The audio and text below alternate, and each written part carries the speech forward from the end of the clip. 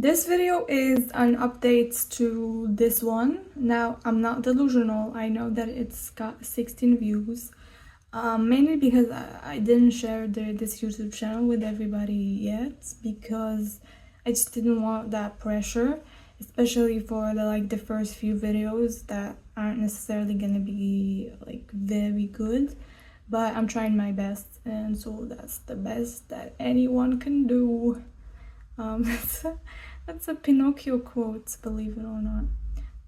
Not the original one, the movie by Guillermo del Toro. Anyways, I digress. So as I was saying, this is an update to that video. A few months have passed, like 3 months since that video, and a lot of things have changed. A lot of things have happened. I can say now that I am out of the tunnel, the tunnel vision of having just graduated and not knowing exactly where to go next. I think I've handled these past 4 months pretty well. Mostly I've been pretty self-compassionate. I wasn't too hard on myself. I literally had these 3 pages of instructions and plans for every month. Month 1, rest. Month 2, explore a little. Month 3, commit to something. And so that's been great. It's just to have this outline or this structure, because with university we used to have a very structured life, and we kind of lose that after graduating. And so I took the time to learn a few things. I didn't learn anything specific. I've read a few books like Show Your Work by Kleon. The Courage to Be Disliked. What else? The Defining Decade. Why Your 20s Matter and How to Make the Most of Them Now. And Never Split the Difference, Negotiating as if your life depended on it. So for the start of every quarter, not the financial one, just the season maybe, the start, since this is the start of autumn, I decided to review the past 3 months of my journal entries, and I tried to distill the main takeaways, and so here they are. I found this poem, I don't know where exactly, I don't remember, and I had written it on a page on my journal, and so I just decided to transfer it here, to keep it on my desk, this little thing, and I put it on this coffee paper thing that I made a few months ago and was waiting for the right time to use it. So I'm just gonna read the poem. It's by William Henry Channing. To live content with small means, to seek elegance rather than luxury and refinement rather than fashion, to be worthy, not respectable, and wealthy, not rich, to study hard, think quietly, talk gently, act frankly, to listen to stars and birds, to babes and sages, with open hearts, to bear all cheerfully, to all bravely, await occasions, hurry never. In a word, to let the spiritual, unbidden and unconscious, grow up through the common. This is to be my symphony. So that's just a nice little reminder to not take things too personally and to actually focus on what's important in life and be content and all that. And I'm not saying that I live my life by this, but I'm gonna try, I guess. I don't know. Alright, the other thing I gleamed, do we say gleamed? I don't know. From the journal, I got from the journal is that self-worth is not defined by my career. I don't know if it's just, I think it's in all cultures, but I feel like it's especially there in Middle East and North Africa and Asian countries maybe.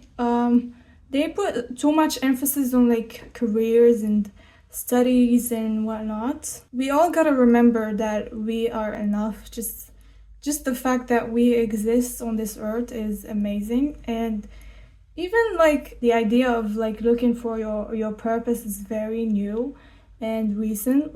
Just 100 years ago, people would just do their trades, their crafts. Like there were what were they called? Woodworkers, something smiths. I don't remember what that word was. Anyways, so just like not putting your career at the center of things is what I'm trying to say. Like finding joy in other stuff is very important. Alright, so remember when I told you about the 3 months schedule thing, structure, and the third part was to focus on a specific thing. Now, since I couldn't like find really like the specific thing, I decided to just try to improve a few skills, a few universal skills, if you will.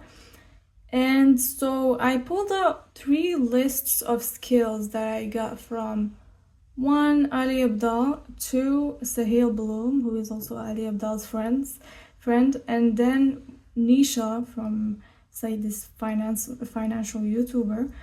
And so I took all those skills, I took my values, which I have. Hold on, let me pull them up real quick. So I took these cards, personal values card sorts.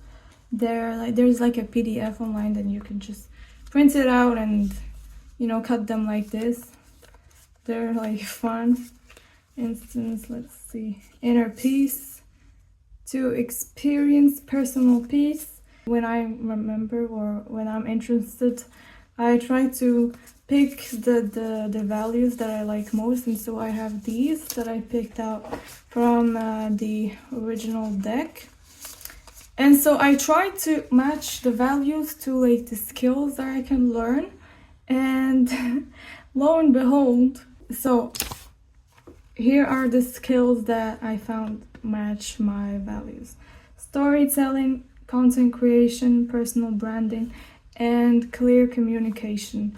And what's something that encompasses all of these skills, you might ask? It's YouTube. It's literally what I'm doing right now and what I've been trying to do. So that was a nice little confirmation. And I also remembered that back in high school, the French teacher, which was amazing and actually helped us trying to figure out where to go after high school and pushed us to apply for schools abroad and whatnot, she gave us an assignment to write about basically how to live your life, like what decides how you live your life, and to write an essay about that. And back then I was just getting into non-fiction books, and I was reading sorry, there's the prayer. So this is actually the next day, and I realized that the microphone wasn't on this whole time, and so apologies for that. I couldn't keep filming yesterday because I was talking about back then I was really into starting to get into nonfiction books. I had bought like 2 books called, the first one was The Power of Now, and the second was The 5 Habits of Highly Successful People, or something like that. And that was the book that I got the living your life according to your values thing from, and I wrote on the essay. It didn't get delivered when I was reading the essay because for some reason I thought putting some English words in a French essay was appropriate, and I couldn't even pronounce them well, so that was nice. I think I forgot the values thing over the years. It's you always need to constantly remind yourself of things that of like lessons you've learned in the past. I don't really know how to do that except for like maybe scrolling through the journal. When I remembered this values thing, I decided to basically live a week according to my values. I came up with a program and everything. Let me put it up real quick. For example, we have Monday, Growth and Knowledge Day, core values, growth, knowledge, mindfulness, and creativity. And so I had some activities that relate to those values, and I think it was such a nice experiment. Maybe I'll try that in a video someday. But this time, I found out that picking like too many values is actually kind of hinders the process, and so maybe in a video I could just pick one value and live by that for a day and do that for maybe a week. One other thing that I've learned from my past selves through my journal is to think in terms of how long something takes. For instance, like I am an avid flosser. When I stay up late at night, I decide not to floss, to just skip flossing. But lately I've decided to just think, well, how long is it really gonna take flossing? For me, it only takes about 2 minutes, so why would I skip it? I've spent 2 hours watching a movie, and that's why I'm sleeping late. So why not spend just 2 minutes flossing and ensuring I have healthy teeth when I grow up? The next thing is related to game theory. It's just like this whole thing. I don't know how to explain it. There's a really good video by Veritasium about it. But basically what I got from it is like to win in life or just to be successful, whatever however you define that. You gotta be kind, forgiving, but not a pushover. You can forgive somebody for like once or twice, but don't let them step over you for like. And yeah, I've also had like a realization lately about LinkedIn, because since I've been trying to get into the pharmaceutical industry, I've been needing to like connect with people on LinkedIn, and I've been toying with the idea of posting on LinkedIn, but also the posts on LinkedIn are cringe, and everybody knows that they are cringe.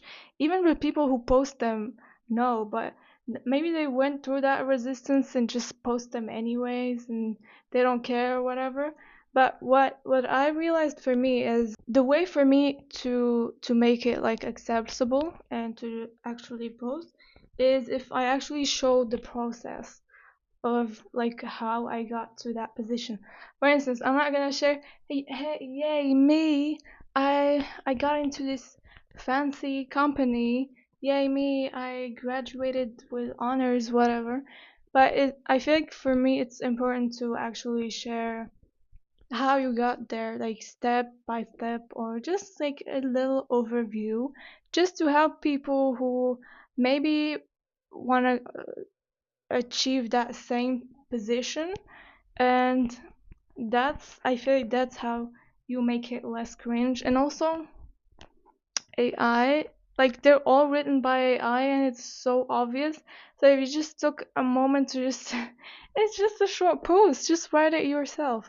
Anyways, I'm just talking to myself here. I'm not telling anybody what to do. So I feel like this video has dragged on enough already. And so yeah, subscribe and no, this is like and subscribe, and I'll see you in the next one. Bye.